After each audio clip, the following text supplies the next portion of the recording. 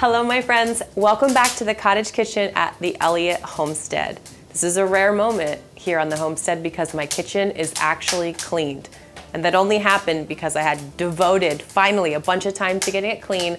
And here's the problem, then once I clean it, I'm really inspired to make something beautiful. So today we're gonna make some einkorn shortbread cookies. Now, I don't like to fuss with baking things in the kitchen. I like to cook, I like to throw down food, but I don't like to fuss too much. That being said, I have 4 children. They love holiday cookies. They love when I bake fresh treats. So this is sort of the perfect cookie for melding those two worlds. You can have them in the oven in 5 minutes or less. They're really, really simple to make, really good ingredients, and taste delicious. So let's go. Now, when you make a cookie this simple, it only relies on a few ingredients. They better be good ingredients. Otherwise, your cookie is just going to fall flat. So I have a few tricks up my sleeve for just that. In fact, we only have 5 ingredients in these cookies. I'm gonna be baking with an einkorn flour. Now, this is a soft wheat. It's so buttery and delicious and perfect for baking cookies. So if you don't have einkorn flour, you can't get it, you can substitute in a soft white baking flour, a cake flour, or just an all-purpose flour. But einkorn flour has a ton of flavor, which is why I go back to it for baking over and over. I'm also going to be using maple sugar. I don't really cook with white sugar in my kitchen. Maple sugar is the sugar that I go to. It's a really fine grain. It dissolves very easily in a cookie. So unlike rapadura or sucanat, where you get brown flakes throughout the cookie, maple sugar dissolves very easily. And to boot, it obviously has a gorgeous flavor to it. So here's my secret ingredient number 2. Then beyond that, we have a couple of eggs from our chickens who are still laying, some really good butter that I get from Azar, and sea. So that's it. No special mixers, no special anything really. We're just gonna throw this shortbread together in a bowl. So I actually do bake off of a recipe. So many of you know we have a cooking community where I create recipes each month and then teach people how to cook them. I'll put a link for that below. But I keep my own recipes in my kitchen. These are past cooking community cards from desserts and side dishes. I have a couple shoved up there, but this is my einkorn shortbread cookie recipe. So I reference it when I need to. You cannot be exact when it comes to cooking. You need to be a little bit more exact with your measurements when it comes to baking. So 360 grams of all-purpose einkorn flour. That's about 3 cups, but I like to use a digital scale because it gets your measurements exact. And when your measurements are exact, then there's a less chance you're gonna mess it up. And I have messed up plenty of things in the baking department.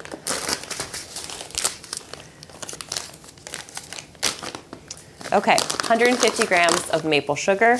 You can see this is such a beautiful sugar. See how light and blonde it is, but it has that full maple flavor. And the granules are really soft and really fine, so they dissolve. Okay, 150 grams of that, that's about a cup. And that's about what this little bag is gonna be. About a half of a teaspoon of a good sea salt. You need the salt to counter the sugar. Okay, just get your hand in there. We're gonna be doing a lot of this with our hands. And mix it all up together.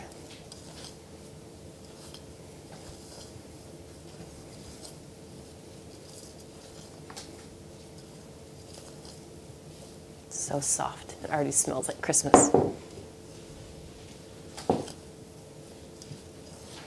A couple of years into my homemaking, it was actually not that long ago because we were in this kitchen.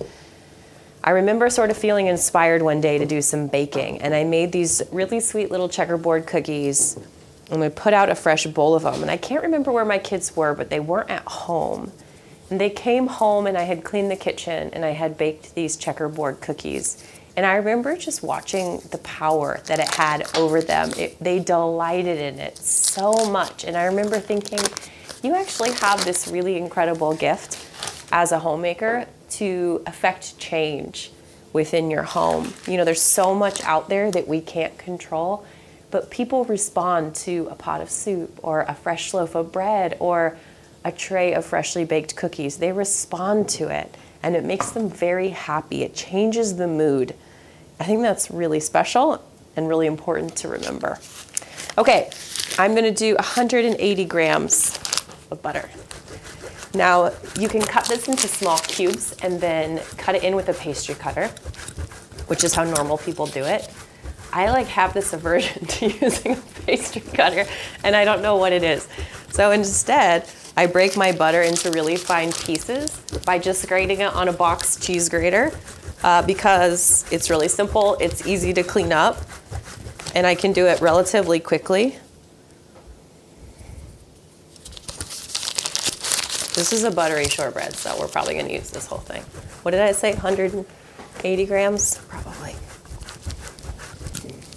You wanna work fairly quickly because the butter will melt in your hands with the heat of your hand.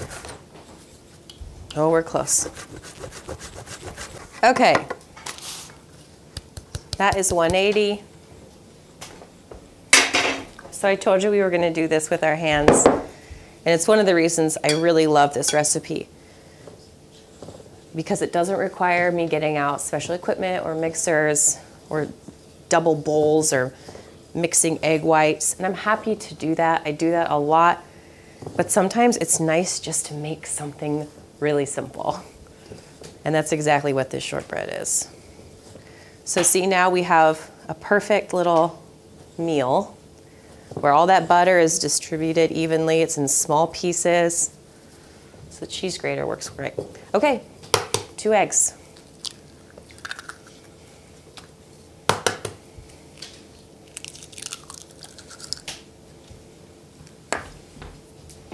And I'm going to just use my hands once again to just sort of bring the dough together. And I'm then going to knead it right here in the bowl until it begins to come together. Now this should come together just fine with these 2 eggs.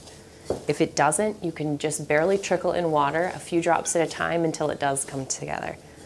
But this should be just about right. Kamikoto is the sponsor of this video here on the Elliott Homestead, and once again, we are so excited to get to share this wonderful company with you. These are the knives that we use in our kitchen. They're made using a traditional Japanese technique used by Japanese craftsmen, and it takes years to master and to make these knives from Japanese steel. They're individually inspected, come with a lifetime guarantee, and are delivered to you in a beautiful ash wood box that makes them ideal for storage or travel. These knives are used in Michelin star kitchens around the world for good reason. They're so incredibly sharp and so wonderfully well balanced. Kamikoto has been kind enough to offer Elliott Homestead viewers a discount, so visit kamikoto.com/The Elliott to get $50 off your purchase of Kamikoto knives.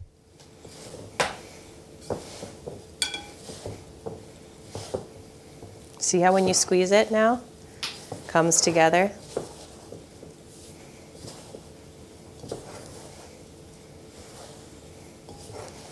Now resist the temptation to add water too early because your flour needs a minute or 2 to hydrate. That means when you introduce it to a liquid like an egg or water or milk, it'll get it wet, but the flour won't fully absorb it for a few minutes. So if you just take a step back for a second, maybe wipe off your work area, you're gonna notice that the consistency of the shortbread just changes a little bit just by that flour having a second to rest and take in some of that liquid. So that's what I'm gonna do. I'm gonna clean my workspace here so we can shape this shortbread. Be back in a minute. Now there are endless ways that you could shape this shortbread. You could just roll it out and use your favorite cookie cutter, but I'm gonna show you a few of my rustic favorite ways to do just that. So I basically have my dough in 2 different pieces. Here's 1, and here's 2.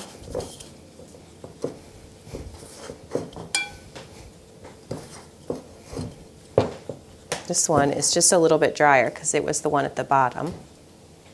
So I'll give it another minute carbohydrate, and we'll start with this one. So you can flavor these cookies however you like. You could use orange flower water or rose water or almond extract or vanilla extract. These are just plain, basic, delicious, sweet sugar shortbreads. So I love to add flavor a little bit on the back end. So two of my favorite ways to make this shortbread, one is to cut it into squares and then mix together just a little bit of powdered sugar and a little bit of lemon juice and glaze the cookies once they come out of the oven. And it gives them this shiny, sweet glaze, but with a tart lemon flavor to it. And it's really beautiful. You can zest some fresh lemon over the top, or you could mince up finely some candied lemon and put that over the top. So there's a lot of options there. My second is to shape it. This is a real traditional Italian way to do it, which is to shape the cookie like an S and then just dust it with powdered sugar when it gets out of the oven. So it's really, really simple, really rustic, but really fun to eat as well. All right, I've rolled this out. There's no like right or wrong thickness. I'm just doing it the way that I like it. And I'm going to cut it into some rough squares, just like this. It's a very traditional shortbread shape. And whatever you don't use, you can re-roll and then reshape.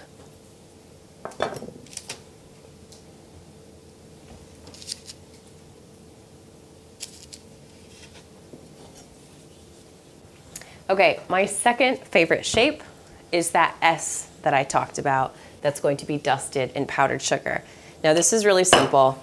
This takes you back to elementary school a little bit. It does help if you get out your digital scale and just weigh your dough. You can do them whatever size you like. Let's say 30 grams. Helps them to look consistent at the end of it all, which obviously I'm very concerned about, as you can see how I've shaped mine. So I'm just gonna roll it out like you do when you're making like Play-Doh snakes. Tuck the ends in a little bit. And shape it just like that.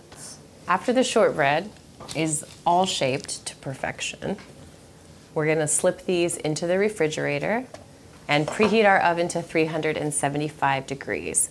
We want the dough to chill before we put it in the oven, because if we don't, then what can happen is the butter will melt too quickly and it will spread. It'll cause our cookies to go very, very flat. Now these are a shortbread, they have a lot of butter, and they are going to spread a little bit, so be prepared for that. But we can negate some of that by just making sure they're really chilled before they go in the oven.